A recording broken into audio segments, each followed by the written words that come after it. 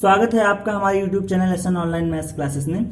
आज हम आपको polytechnic second semester applied mathematics second का 10वां चैप्टर में तृतीय भाग को पढ़ाएंगे।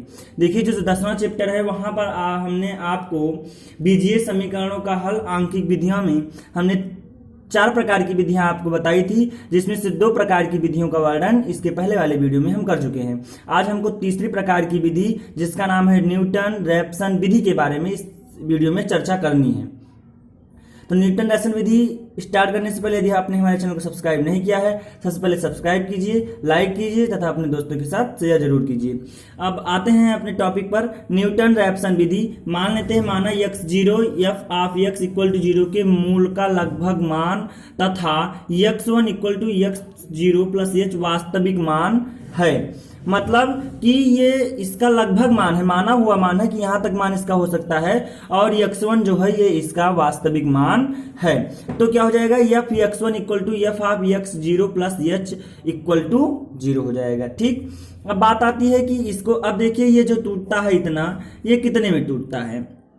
ये जब टूटता है टेलर थ्योरम द्वारा तब ये टूटता है F x zero plus H into F dash of x zero, यानी कि एक बार अवकलन हो जाता है एफ एक्स का फलन का, फिर इसी तरीके से इसका बार बार अवकलन होते हुए और एच की घात बड़ी होती जाती है, बराबर 0 की है।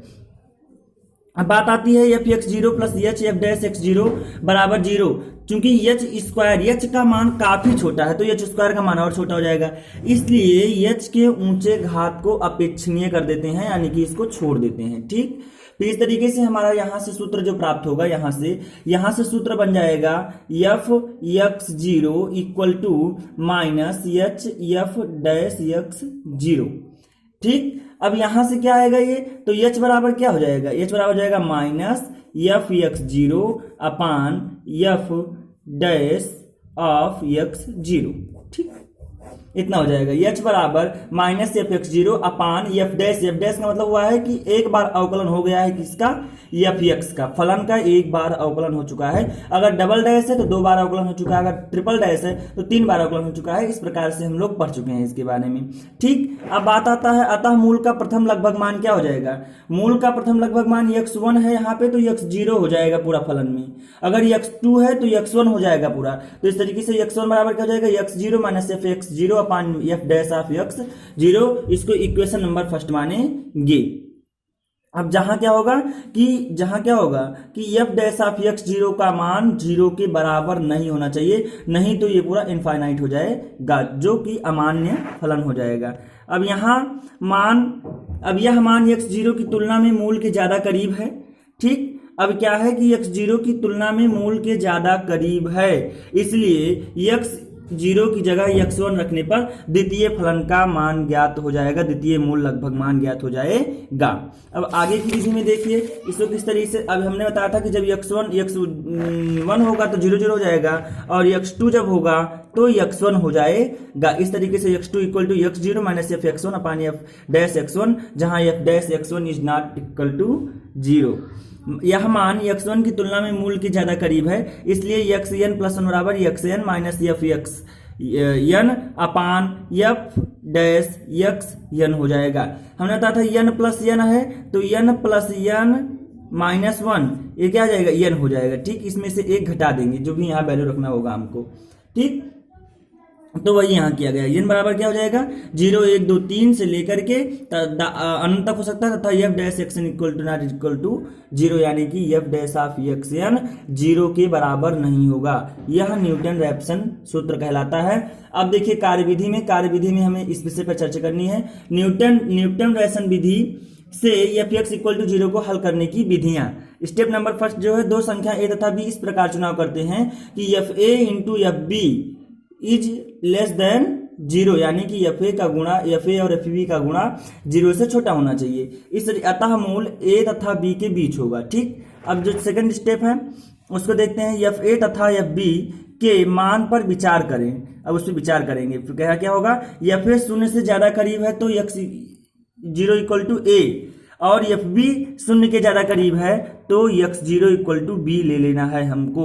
यानी कि जो मान जो एफ ए का मान अगर 0 के करीब है तो x0 बराबर a, और एफ बी का मान अगर 0 के ज्यादा करीब है तो x0 बराबर b ले लेंगे। अभी इस पर एक एग्जाम्पल जब सॉल्व करेंगे तो आपको अच्छे तरीके से समझ में आ जाएगा। स्टेप नंबर 3, न्यूटन रैप्सन विधि x1 इक्वल टू क्या होता है, इसको हमने बार बार आपको बता चुका है, x0 minus F x0 upon F x F dash of x 0, यानी कि उस फलन का अवकलन हो चुका है। इस विधि को तब तक दोहराना है जब तक कि हमें अभिष्ट मान प्राप्त नहीं हो जाता है। विधि को अगले क्रमिक लगभग मान मूल x2 x3 dot dot xn plus प्राप्त करने के लिए दोहराएं तथा लगभग मानों के बराबर होने पर रोक दें। यानी कि जब हमें लगभग मान मिल जाए, दोनों का आपस मान मिल जाए, तब हमें इस विधि को रोक देना है। अब क्या करना है, न्यूटन रैप्सन विधि से क्या करना है, अगर वर्गमूल कोई आ जाता है, यानी कि मान लेते हैं माना दी गई संख्या है जिसका वर्गमूल x है, तो root over n equal to x, तो ये दोनों पक्षों का वर्ग कर देंगे तो x square equal to n, इसलिए मान लेते हैं एफ एक्स इक्वल टू क्या हो जाएगा, x स्क्वायर है, जब इधर आएगा तो माइनस में जाएगा, तो एफ एक्स इक्वल टू क्या हो जाएगा, x स्क्वायर माइनस n। अब f dash x equal to 2x हो जाएगा, क्योंकि इसका अवकलन करेंगे तो f dash equal to x square का अवकलन 2x होता है। इस तरीके से x n प्लस 1 बराबर क्या हो जाएगा, एक्स एन प्लस वन बराबर x n minus f x n upon f dash of x n. X n plus one बराबर क्या हो जाएगा, अब इसी को इधर कर देंगे तो ये हो जाएगा 2x की घात एन स्क्वायर। अब आज का मान रख देंगे, किसका मान रख देंगे, जो जो इसका मान है। अब एफ एक्स एन की वैल्यू क्या है, यहाँ पे एक्स एन रख देंगे, दोनों पक्षों में एक्स एन रख देंगे, x की जगह एक्स एन रख देंगे, तो हमें प्राप्त हो जाएगा एक्स एन का square minus n upon 2xn, क्योंकि इसका जो ये अवकलन है 2x आया है तो x की जगह एक्स एन रख देंगे, 2xn आ जाएगा। इस तरीके से x n minus x n को square minus n upon 2xn। अब इसको सॉल्व करेंगे तो हमारा 2xn square minus x n square plus n upon 2xn आ जाएगा। अब इस तरीके से हमें घनमूल यदि दिया है इसी प्रकार से कोई कि n की घात 1/3 बराबर x, तो दोनों पक्षों का क्यूब करेंगे तो क्या हो जाएगा, n x क्यूब बराबर n, तो n x cube minus n बराबर 0, तो एफ एक्स बराबर x क्यूब माइनस n हो जाएगा।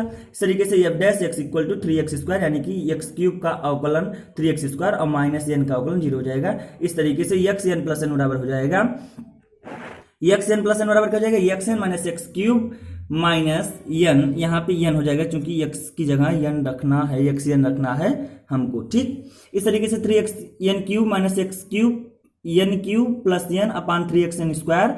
इस तरीके से जब इसको हम सॉल्व करेंगे तो 1/3 कॉमन हो जाएगा और इसको सॉल्व करते करते हमारा आ जाएगा 2xn प्लस एन अपान एक्स एन का होल स्क्वायर। अब देखिए आगे इसकी विधि में सॉल्व करते हैं। अब एग्जाम्पल लेते हैं, साधित एग्जाम्पल, इसको हम क्या कहते हैं, उदाहरण कहते हैं।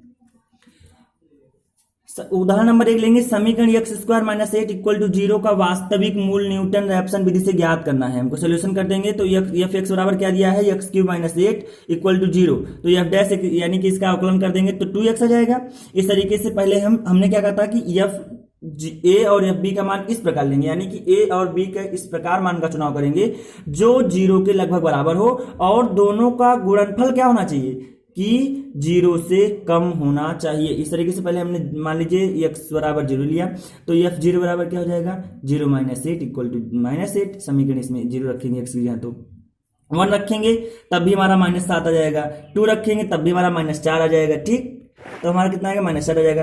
3 रखेंगे तो हमारा 1 आ जाएगा, क्या हो जाएगा, 1 आ जाएगा। इसलिए -4 f2 और f3 क्या हो जाएगा, इज लेस देन 0 तथा f3 का मान 0 के करीब होगा, क्योंकि 1 0 के करीब है, अतः x 0 इक्वल टू 3 ले लेंगे। हमने आपको बताया था कि चाहे एफ ए का मान 0 के करीब हो और चाहे एफ बी का मान 0 के करीब हो, जिसका मान 0 के करीब होगा उसी x0 बराबर उसी को 3 लेंगे, उसी को x0 बराबर संख्या मानेंगे।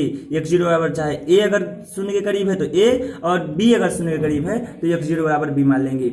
अब मूल का प्रथम लगभग मान x1 बराबर क्या हो जाएगा, x0 माइनस एफ x0 अपान एफ डैश x0 हो जाएगा। अब यहाँ पे x1 की वैल्यू क्या आई है, x0 की वैल्यू क्या आई है, 3 आई है, माइनस एफ x0 की 3 आई है, F of 3 upon f dash of 3, तो 3 माइनस 2 अपान 3 हो जाएगा। चूंकि जब देखिए और यहाँ देखिए 2 अपान 3 इसलिए हो जाएगा चूंकि एफ ऑफ x की वैल्यू क्या है, एफ एक्स की वैल्यू है x cube minus 8 x square minus 8 है। तो जब यहाँ पे 3 रखेंगे, 3 त्रिका 9 माइनस 8 इक्वल टू 1 आ जाएगा, ठीक। और जब इसी का एफ डैश एक्स बराबर क्या है 2 है, तो एफ डैश ऑफ 2 एक्स, तो एक्स की जगह जब हम एफ डैश ऑफ 3 रखेंगे तो 2 इंटू 3 आ जाएगा, इसलिए यहाँ पे 2 इंटू 3 रखा गया और 3 इसका 1 रखा गया, ठीक। अब हो जाएगा 3 माइनस 1/6, तो इसका हो जाएगा 6 से 3 से गुणा हो जाएगा, 7 18 माइनस 1/2 17/2, इसलिए इसका बना जाएगा 2.833 इसकी वैल्यू हम ले लेंगे।